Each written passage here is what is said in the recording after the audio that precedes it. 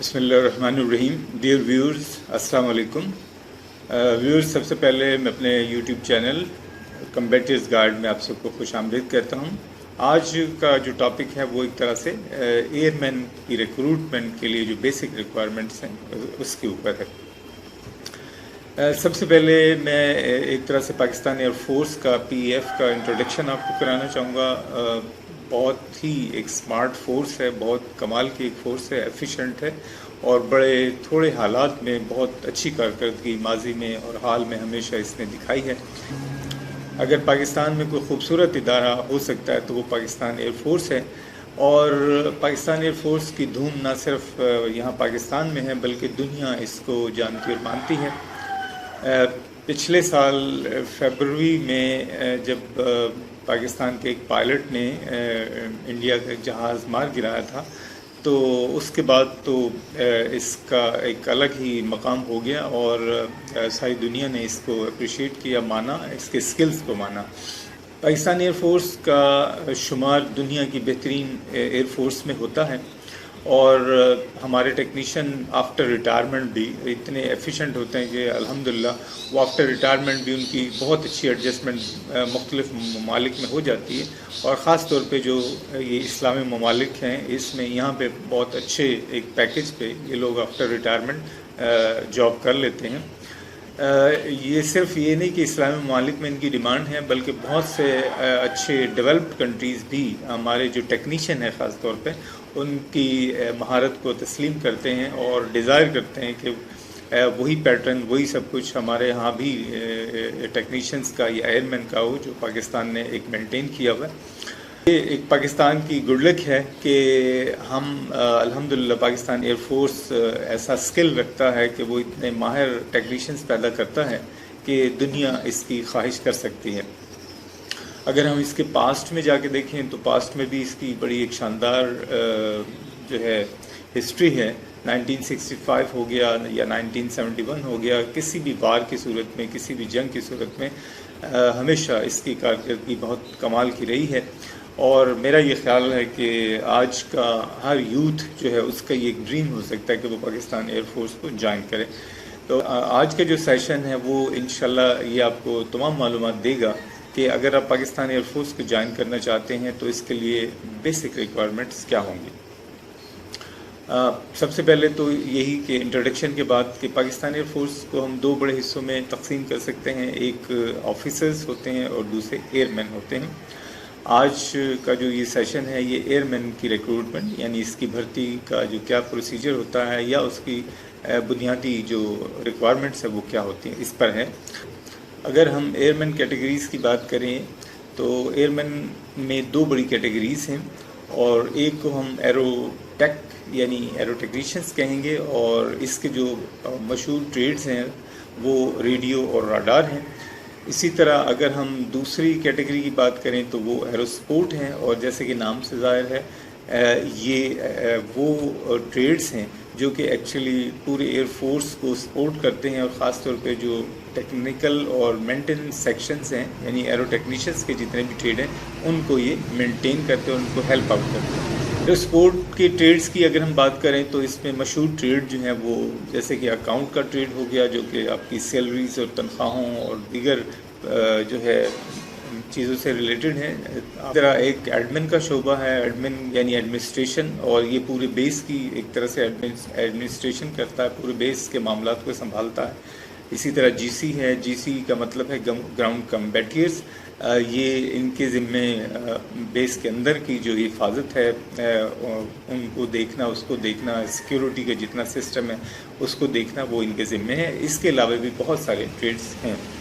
یہ ٹریڈ کیسے ملتے ہیں جب آپ ایز این ایئر مین بھرتی ہوتے ہیں تو یہ ٹریڈ کیسے دیے جاتے ہیں؟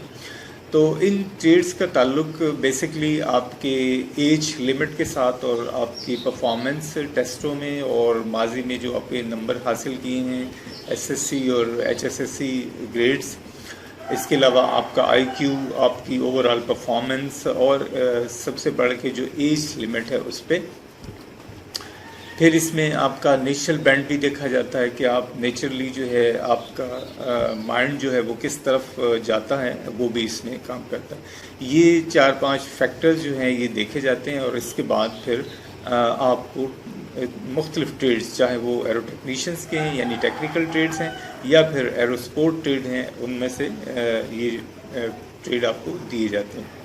اب ہم بیسک ریکوائرمنٹس کی بات کریں گے۔ سب سے پہلے ہم ایج کی بات کرتے ہیں۔ ایرو ٹیکنیشینس یا ٹیکنیکل ٹریڈ کے لیے جو ایج لمٹ ہے وہ 15 سے 19 سال ہے، لیکن اگر آپ نے FSC بھی کر لیا ہے اور فرسٹ ڈویژن کے ساتھ کر لیا ہے تو پھر آپ کی یہی ایج لمٹ ایکسٹینڈ ہو کے 15 سے 21 سال تک بھی جا سکتی ہے۔ اور اگر ہم ایرو سپورٹ کی بات کریں تو ایرو سپورٹ کی ایج لمٹ اس سے تھوڑی زیادہ ہے، اور وہ ہے 16 سے 22 سال۔ سب سے پہلے کوالیفیکیشن، تو کیٹیگریز کے لیے جو کوالیفیکیشنل لیول ہے وہ، یا جو مارکس آپ کے ہونے چاہیے، جو پرسنٹیج ہونی چاہیے، وہ کچھ اس طرح ہے کہ میٹرک میں آپ کے 60% مارکس ہونے چاہیے، اور فزکس میتھس میں 33% ہونے چاہیے۔ اس کے علاوہ انگلش میں 45% ہونے چاہیے۔ یہ وہ بیسک کوالیفیکیشنل میرٹ لیول ہے کہ اگر آپ اس سے کسی طرح بھی کم ہیں تو پھر آپ کے لیے اس کو جوائن کرنا مشکل ہو جائے گا۔ ایٹ لیسٹ جو لمٹ ہے آپ کے مارکس کی، آپ کی پرسنٹیج کی، وہ یہ ہونی چاہیے۔ اور یہ جو میں نے مارکس لمٹ بتائی ہے یہ دونوں ٹریڈز کے لیے ہے، چاہے آپ ایروٹیک کے لیے اپیئر ہو رہے ہیں یا ایرو سپورٹ کے لیے ہو رہے ہیں۔ اب مجھے کوالیفیکیشنل کنسیشن کی، کہ جو میں نے لیول ابھی آپ کو بتایا اس میں کہیں کہیں کنسیشن موجود ہے، اور وہ کنسیشن ٹریڈ کے حساب سے مل سکتا ہے، موجود ہوتا ہے۔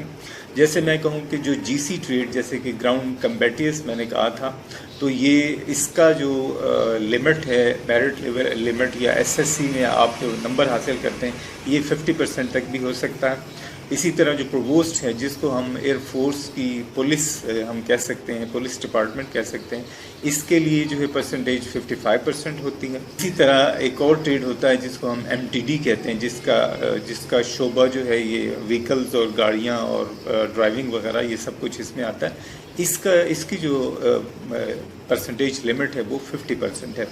اور ایک اور شعبہ ہے جس کو ہم میوزک ٹریڈ کہتے ہیں، اور میوزک ٹریڈ کے لیے محض آپ کا بس میٹرک کو سمپل پاس کرنا ضروری ہوتا ہے۔ اس میں پرسنٹیج کی کوئی ایسی لمٹ نہیں دی گئی۔ ہاں، آپ کا میٹریکولیشن جو ہے SSC لیول جو ہے وہ پاس ہونا ضروری ہے۔ بعض دفعہ یہ ہوتا ہے کہ SSC کی آپ کی جو سند ہوتی ہے اس میں کسی سبجیکٹ پہ سٹار لگا ہوتا ہے، اور سٹار کا مطلب یہ ہوتا ہے کہ آپ کو وہ سبجیکٹ رعایتی طور پہ پاس کر کے دیا گیا ہے۔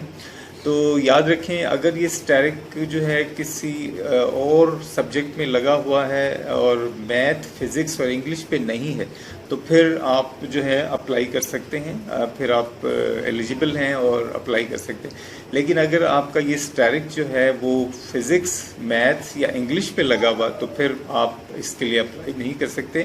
پاکستان ایئر فورس میں ایئر مین کے لیے پھر آپ اپلائی نہیں کر سکتے۔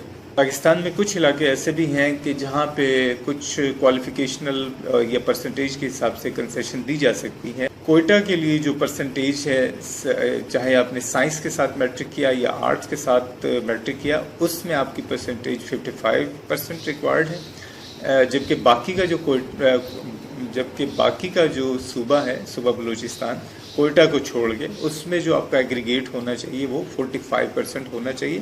اور اس میں یہ ایرو سپورٹ کے لیے میں بات کر رہا ہوں، اس میں آپ کی پرسنٹیج ٹوٹل 45% ہونی چاہیے، اور انگلش میں 33% ہونی چاہیے۔ پاکستان ایئر فورس میں جو فزیکل ریکوائرمنٹس ہیں اس میں ہائٹ کو خاص طور پہ ایڈورٹیزمنٹ میں بھی مینشن کیا جاتا ہے، اور آپ بھی اسے دیکھیں۔ ایک جنرل سی جو ریکوائرمنٹ ہے ہائٹ کی، وہ 163 سینٹی میٹر، یعنی جو لیسٹ سب سے کم جو ہائٹ درکار ہے وہ 163 سینٹی میٹر ہے۔ لیکن کچھ ٹریڈ ایسے ہیں کہ جن میں یہ زیادہ درکار ہوتی ہے، جیسے کہ میں پریویسلی 2 ٹریڈز کا ذکر کر چکا ہوں، پرووسٹ جو کہ پاکستان ایئر فورس کی پولیس کہلاتی ہے، اور GC جن کا کام پاکستان ایئر فورس کی بیسز کی اندر سے سیکیورٹی کو مینٹین کرنا اور اس کو سارا خیال کرنا، گراؤنڈ کمبیٹیئرز ان کو کہتے ہیں۔ ان کی ہائٹ جو ہے وہ باقی ٹریڈز کے مقابلے میں زیادہ چاہیے ہوتی ہے، اور ان کی ہائٹ 175 سینٹی میٹرز چاہیے ہوتی ہے۔ ان کی ویژن جو ہے وہ بھی 6x6 ہونی چاہیے اور جو ہے ان کی ہائٹ 175 سینٹی میٹر. اسی طرح ایک اور ٹریڈ کا میں نے ذکر کیا تھا MTD جو کہ وہیکلز اور گاڑیوں کے ساتھ منسلک ہوتے ہیں. ان کی جو ہائٹ ہے وہ 168 سینٹی میٹر ہے. یہی سب کچھ ابھی پاکستان ایئر فورس میں فیمیل کینڈیڈیٹس بھی لیے جا رہے ہیں جو کہ میڈیکل اسسٹنٹ کے طور پہ نرسنگ کی طرح ہم کہہ سکتے ہیں, اور ان کی اپائنٹمنٹ جو ہے وہ پاکستان ایئر فورس کے جتنے بھی ہاسپٹلس ہیں, جیسے کہ آپ نے اسلام آباد ہاسپٹل یا سرگودا ہاسپٹل یا لاہور PF ہاسپٹل یہ سنے ہوں گے, اس کے علاوہ بھی ہیں, تو وہاں پہ ان کی اپارٹمنٹ ہوتی ہے. اور یہ مطلب باقاعدہ یونیفارم پرسنل ہیں, اور جیسے کہ میل کینڈیڈیٹس ہوتے ہیں اسی طرح ان کے رینکس اور اسی طرح ان کی دیگر جو ہے ترقیاں اور ان کے رینکس کی آگے امپرومنٹ ہوتی ہے. ان کے لیے بھی کچھ ریکوائرمنٹ میں بتا دوں کہ میڈیکل اسسٹنٹ میں چونکہ یہ جاتی ہیں تو ان کی ایج لمٹ جو ہے وہ 16 سے 22 سال ہے. میٹریکولیشن ان کی تعلیم اور بایولوجی کے ساتھ ان کی میٹریکولیشن ہونی چاہیے, یعنی SSC لیول ان کی بایولوجی سبجیکٹ کے ساتھ میڈیکل کے ساتھ ہونی چاہیے. ان کی ایج لمٹ 16 سے 22 سال ہے, اور ان کی جو ہائٹ لمٹ ہے وہ کم سے کم 147 سینٹی میٹر ہونی چاہیے. میٹرک میں جو ان کے نمبرز چاہیے, میٹرک میں جو ان کی پرسنٹیج چاہیے وہ 60% چاہیے, اور انگلش میں ان کے 47% ہونے چاہیے. انگلش میں ان کے 47% ہونے چاہیے, اور میریٹل سٹیٹس یعنی یہ ان میریڈ ہونی چاہیے. یہی ان میریڈ کا سٹیٹس جو ہے یہ میل ایئر مین کے لیے بھی ہے, یعنی یہ غیر شادی شدہ ہی اپلائی کر سکتے ہیں. تو یہ وہ بیسک ریکوائرمنٹس تھی 3 یا 4 کہ جس میں آپ کے مارکس آ جاتے ہیں, آپ کی ہائٹ آ جاتی ہے, آپ کی بیسک ایجوکیشن آ جاتی ہے. یہ میں نے سب آپ کے سامنے پیش کر دی. اور اب ہم اس کے تھوڑا سا اس کے پروسیجر, سلیکشن پروسیجر پہ بات کر لیں گے. سلیکشن پروسیجر میں سب سے پہلے آپ اپنے آپ کو رجسٹر کرائیں گے. یہ آن لائن رجسٹریشن ہو جاتی ہے. جیسے ہی آپ اخبار میں یا آپ کو نیٹ کے ذریعے اگر اس کی ایڈورٹیزمنٹ ملتی ہے تو ایک رجسٹریشن کی خاص ٹائم ہوتا ہے, اس کے اندر آپ اپنی رجسٹریشن کرائیں. اور رجسٹریشن کے بعد آپ کو انٹرنس سلپ مل جائے گی, یعنی آپ کو ٹیسٹ دینے کے لیے ایک سلپ ملے گی. وہ سلپ آپ ہارڈ کاپی میں حاصل کر کے, اور جو اس کے اوپر کنڈیشنز دی ہوئی ہیں کہ یہ ڈاکیومنٹس ہمیں ریکوائرڈ ہوں گے جس دن آپ وزٹ کریں گے تاکہ آپ کا ٹیسٹ لیا جا سکے, تو وہ تمام ڈاکیومنٹس آپ اپنے پاس اکٹھے کر لیں اس ٹائم تک. ظاہر بات ہے آپ کی رجسٹریشن جب ہوتی ہے اس سے لے کے تو آپ کے ٹیسٹ کے دن تک بیچ میں کافی دن ہوتے ہیں. تو آپ اپنی جتنے بھی سندیں ہیں, جتنے بھی ڈاکیومنٹس ہیں ان کو بالکل اچھی طرح کلیئر کر لیں. بہت چھوٹے چھوٹے معاملات اور مسائل ہوتے ہیں, پھر وہ اس دن پہ آپ دیکھ رہے ہوتے ہیں. اس میں جیسے کہ نام کی غلطی ہو گئی, کسی کے فادر کا نام غلط ہے, کسی کا اپنا نام غلط ہے, تو یہ ساری کریکشنز اور یہ ساری چیزیں پہلے سے ٹھیک کرا کے رکھیں. اور جو انہوں نے ڈاکیومنٹس کہے ہیں وہ آپ ویل ان ٹائم جو ہے پریپیئر کر کے تو اپنے ساتھ اس دن لے کے جائیں. جب آپ ٹیسٹ کے لیے انیشیل سینٹر میں اپروچ کرتے ہیں تو ڈاکیومنٹس کے بعد آپ اپنی پوری تیاری کے ساتھ جائیں. اور یہ پوری تیاری جو ہے بیسکلی یہ ایک پوری ٹیسٹ سیریز ہے, اور یہ تمام ٹیسٹ سیریز جو ہے وہ ناک آؤٹ سسٹم پہ ہے. ناک آؤٹ سسٹم سے مراد یہ ہے کہ آپ جس جگہ پہ بھی خدا نخواستہ فیل ہو جاتے ہیں تو آپ کو واپس جانا پڑے گا. جتنے بھی آپ ٹیسٹ دینے جاتے ہیں, اور خاص طور پہ جو ملٹری ٹیسٹ ہوتے ہیں, ان میں سب سے پہلا ٹیسٹ جو ہے آپ کا انٹیلیجنس ٹیسٹ ہوتا ہے. انٹیلیجنس ٹیسٹ یہ جو ہے میں ایک اس پہ پورا پروگرام کروں گا, لیکن موٹا موٹا آپ کو بتا دیں کہ انٹیلیجنس ٹیسٹ ہوتا ہے اور یہ وربل اور نان وربل کوشچنس پہ مشتمل ہوتا ہے. آن لائن ہوتا ہے, اس لیے اس میں کسی قسم کی چیٹ کی گنجائش نہیں ہوتی. نہ تو آپ نقل کر سکتے ہیں, نہ کسی کو کہہ سکتے ہیں, اور یہ سب کچھ آپ کو خود ہی کرنا پڑے گا. یہ قدرے آج کل مشکل ہو گیا, تو اس کی بڑی اچھی تیاری کریں. تیاری کے لیے بہت سارا مٹیریل نیٹ پہ اویلیبل ہے, اور تھوڑی گائیڈ لائن بھی ضرور حاصل کریں, اور مختلف کتابیں جو ہیں مارکیٹ میں اویلیبل ہیں وہ بھی آپ دیکھ سکتے ہیں. اس سلسلے میں یہ کہوں گا کہ اسی میرے چینل میں ایک ویڈیو ہے جو کہ انٹیلیجنس ٹیسٹ کے اوپر ہے. آپ اس کو پوری ویڈیو کو جب آپ دیکھیں گے تو آپ کا سارا کنسیپٹ جو ہے کلیئر ہو جائے گا, اور انٹیلیجنس کیا ہوتا ہے اور اس کی پریپریشن کیسے کی جاتی ہے. اس کے بعد اس کا ایکیڈیمک ٹیسٹ ہے. ایکیڈیمک ٹیسٹ جو ہے اس کا انگلش، میتھ اور فزکس پہ ہوتا ہے، جو کہ میٹرک لیول کی فزکس، انگلش اور میتھ ہے، اور یہ ایم سی کیوز فارم میں ہے. اور اس کے اوپر بھی میں دوبارہ سے انشاءاللہ بتاؤں گا. فی الحال اس کو ایک بریفلی میں آپ کو بتانا چاہتا ہوں کہ انگلش، میتھ اور فزکس یہ 3 سبجیکٹ ہوں گے جس کا آپ کا ٹیسٹ ہوگا، اور یہ ایم سی کیوز فارم میں ہوگا، اور یہ آپ کا یہ تینوں مل کے آپ کا ایکیڈیمک ٹیسٹ کہلاتے ہیں. اس کے بعد ایک میڈیکل ٹیسٹ ہے. میڈیکل ٹیسٹ میں ظاہر آپ کی جتنی فزیکل ریکوائرمنٹس ہیں، میئرس ہیں، وہ ساری چیک کی جائیں گی، اور جو مطلب اس میں پاس کر جاتا ہے تو وہ فردر آگے موو کرے گا. ایک اور ٹیسٹ ہے جس کو BRS کہتے ہیں، بلیف ریشنلائزیشن جو ہے ٹیسٹ کہہ لیں یا سینس کہہ لیں، مختلف اس کے نام ہیں. کوئی اس کو پرسنالٹی ٹیسٹ کہتا ہے، کوئی بلیف ریشنلائزیشن ٹیسٹ کہتا ہے، کوئی بیسک ریلیجیس سینس ٹیسٹ کہتا ہے. تو یہ مختلف نام ہیں. انشاءاللہ اس کے اوپر میں ایک پورا جو ہے سیشن کروں گا، آپ کو انشاءاللہ اس کی ساری سمجھ آ جائے گی. اور جب آپ یہ بھی پاس کر جاتے ہیں تو اس کے بعد پھر آپ کا فائنل انٹرویو ہوتا ہے، اور یہ انٹرویو ہونے کے بعد آپ ایک طرح سے ایئرمین ٹیسٹ میں مکمل طور پہ پاس ہو جاتے ہیں.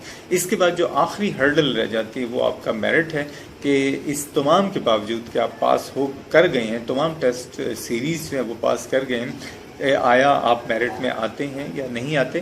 یہ جو میرٹ ہوتا ہے یہ کئی شیڈز کو ملا کے بنتا ہے، جس میں آپ کا میٹرک کے نمبر بھی ہیں، اور اگر آپ نے FSC پاس کیا ہوا وہ بھی ہے، آپ کا IQ جو ٹیسٹ میں رزلٹ ہے وہ بھی ہے. اس کے علاوہ آپ کا اور جو کئی چھوٹے موٹے ٹیسٹ ہیں وہ سارے ملا کے تو پھر آپ کا ایک فائنل جو ہے وہ میرٹ بنتا ہے.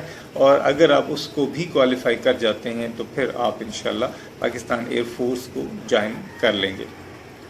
پاکستان ایئر فورس جیسا کہ ایک بہت ہی پروڈکٹیو اور بہت ہی ایفیشینٹ ادارہ ہے، تو اس حساب سے میں یہ کہوں گا کہ یہ اتنا ایک آسان کام نہیں ہے کہ آپ ایسے ہی ٹھنڈے اس کو جوائن کر لیں گے. اس کے لیے بہت محنت اور بہت پریپریشن کرنی پڑتی ہے.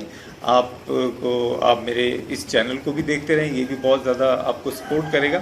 لیکن اگر آپ ویسے کانٹیکٹ کرنا چاہیں اور مزید معلومات حاصل کرنا چاہیں، یا کوئی FAQs ہیں آپ کے پاس وہ پوچھنا چاہیں، تو ان باکس پہ بھی آپ کوشچن کر سکتے ہیں اور مجھے کانٹیکٹ بھی کر سکتے ہیں.